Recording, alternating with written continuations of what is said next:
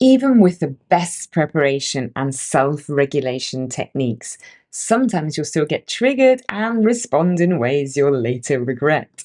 This is normal and human. The key is knowing how to recover gracefully and get the conversation back on track.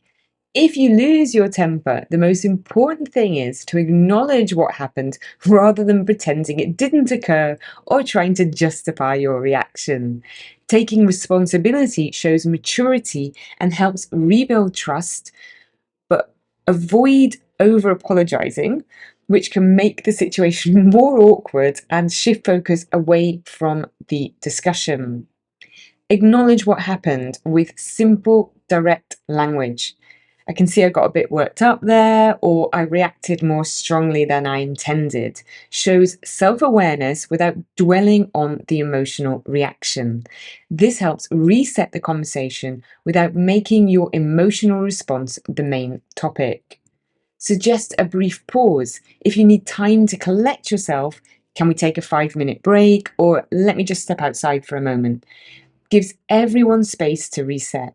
Most people appreciate this kind of emotional honesty and self management. Return with renewed focus on the conversation's purpose. You might say something like, right, where were we? Or help me understand your main concern about this.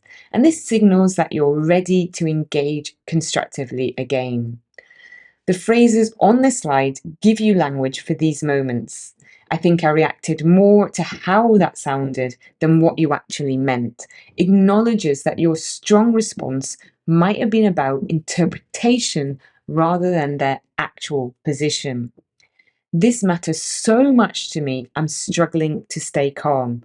Explains your reaction without making excuses and invites the other person to help you understand their perspective. Remember that showing vulnerability and self awareness often makes conversations more productive, not less.